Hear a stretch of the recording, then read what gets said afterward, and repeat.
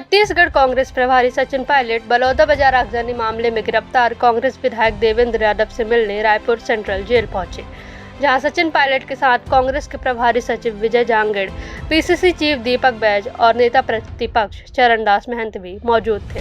विधायक से मिलने के बाद मीडिया से बातचीत करते हुए सचिन पायलट ने कहा कि बलौदा बाजार में जो हिंसा हुई उसे नियंत्रण करने में सरकार प्रशासन नाकाम रहे। जो हिंसा हुई उसकी जांच करने के लिए जो कदम उठाए जाने चाहिए थे उसके बजाय कांग्रेस को टारगेट करने का काम किया और लगातार दूसरी बार जीते हुए विधायक नौजवान साथी देवेंद्र यादव को इस तरह अरेस्ट किया। आगे सचिन पायलट ने क्या कुछ कहा, सुनिए।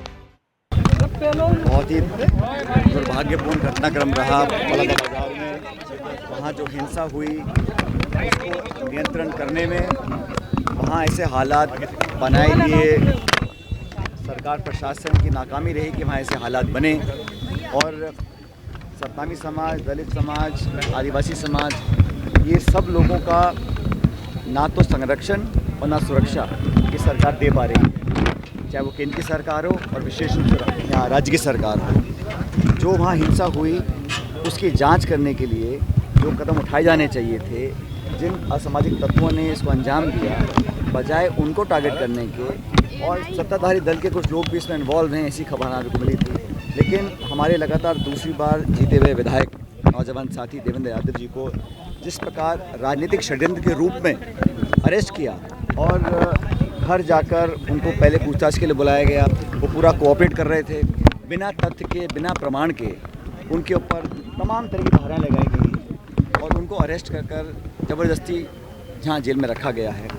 ये मैं समझता हूँ बहुत गलत उदाहरण सरकार पेश कर रही है, क्योंकि समाज की जो भावनाएं आहत हुई उसको समझने में सरकार कामयाब नहीं हुई। कांग्रेस पार्टी हम सब हमेशा से, चाहे वो राहुल जी हों, चाहे खड़गे साहब हों, चाहे हमारी पार्टी हो, हमने हमेशा दलित, आदिवासी, पिछड़े, गरीब उस तबके के लिए संघर्ष किया है और देवेंद्र यादव जी भी वहाँ पर अपना समर्थन देने गए थे उन सब साथियों को जो उत्तेजित थे, जो परेशान थे, जो आहत थे। लेकिन हिंसा जो हुई, और ऐसा पहली बार हुआ है राज्य इतिहास में कि प्रशासन, पुलिस को कोई अंदेशा नहीं था और जब इतनी बड़ी हिंसा को जब अंजाम दिया उसके बाद कांग्रेस के विधायक को टारगेट करना, ये सीधी राजनीति है और मुझे लगता है कि बहुत गलत उदाहरण पेश किया है प्रदेश की सरकार ने।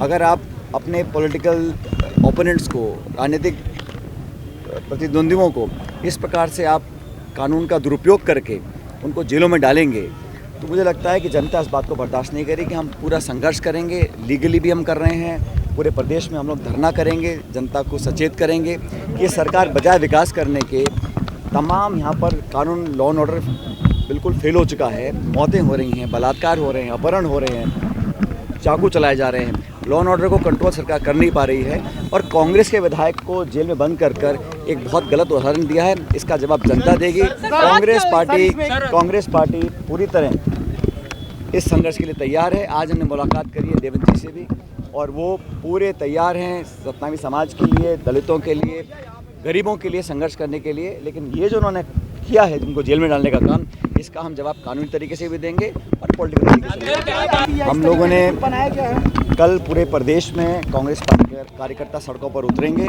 और अपना विरोध प्रदर्शन हम लोग करेंगे।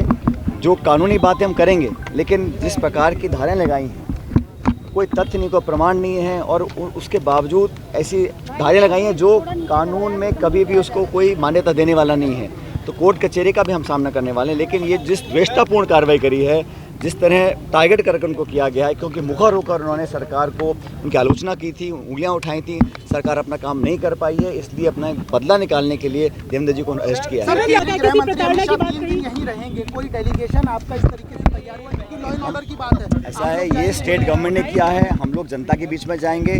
मुझे नहीं लगता कि राज्य सरकार में हमको उम्मीद है, हम, लेकिन न्याय सबके लिए बराबर है, हमें पूरी भरोसा है न्यायपालिका के ऊपर और कानून के ऊपर। लेकिन सरकार ने जो पॉलिटिकली मोटिवेटेड अरेस्ट किया है, ये पहली बार नहीं किया प्रदेश में। देश में भाजपा की सरकारें जहाँ पर हैं वहाँ लगातार अपने पॉलिटिकल ओपोनेंट्स को नीचा दिखाने के लिए, उनका चरित्र हनन करने के लिए, उनकी आवाज़ को दबाने के लिए मिसयूज़ करते हैं एजेंसीज़ का, चाहे वो CBI हो, चाहे ED हो और चाहे पुलिस हो। और ये जो केस बनाए हैं सारे झूठे केस हैं, हम प्रूफ करेंगे कचहरी के अंदर। लेकिन आज हम लोग पॉलिटिकली भी इसको टेकअप कर रहे हैं, पूरे प्रदेश में आंदोलन करेंगे और हम सब लोगों को बताएंगे कि ये सरकार अपने गिरबान में झांक कर देखिए बनस्पत अपने ओपोनेंट्स पर अटैक करें। उनका स्वास्थ्य कैसा है, वजन वगैरह कम हुआ है, क्या है? स्वास्थ्य फिलहाल ठीक है, उनका मेडिकल रिपोर्ट भी आएगी। कुछ उनको तकलीफ़ थी तो ब्लड सैंपल वगैरह लिया है, मुझे बता रहे थे वो। कल रिपोर्ट आएगी, डॉक्टर्स वो देख रहे हैं। लेकिन बहुत मजबूत हैं वो, नौजवान हैं और वो अपनी संकल्प शक्ति से सबको कहना चाहते हैं कि हम हमेशा सच्चाई के लिए लड़ते रहेंगे और उनको अपनी चिंता नहीं है। जिस मुद्दे को लेकर वो संघर्ष करते आए राजनीतिक तौर पर, उसकी ज़्यादा चिंता उनको। किसी तरह प्रेशराइज किया जा रहा है, उन्होंने कुछ कहा। और दूसरी बात ये है कि जैसे आपके एक विधायक अंदर के आप कह रहे हैं कि अपोजिशन को बर्दाश्त नहीं कर पा रहे, आपको लगता है कि वो राडार पर है, पीसीसी जो मुझे कोई आश्चर्य नहीं होगा अगर बाकी कांग्रेस नेताओं के ऊपर भी ये आक्रामक कार्रवाई करें, क्योंकि कानून की परवाह करे बिना उसका मिसयूज़ कर सरकारी तंत्र का दुरुपयोग कर ये अगर कांग्रेस की आवाज़ को दबाना चाहते हैं तो कभी कामयाब नहीं होंगे। कांग्रेस के कार्यकर्ता हम सब मजबूती से डटकर मुकाबला करेंगे और राहुल जी के नेतृत्व में भाजपा का जो अपने विरोधियों को आतंकित करने का जो एक षड्यंत्र है उसको कामयाब नहीं होने देंगे हम लोग।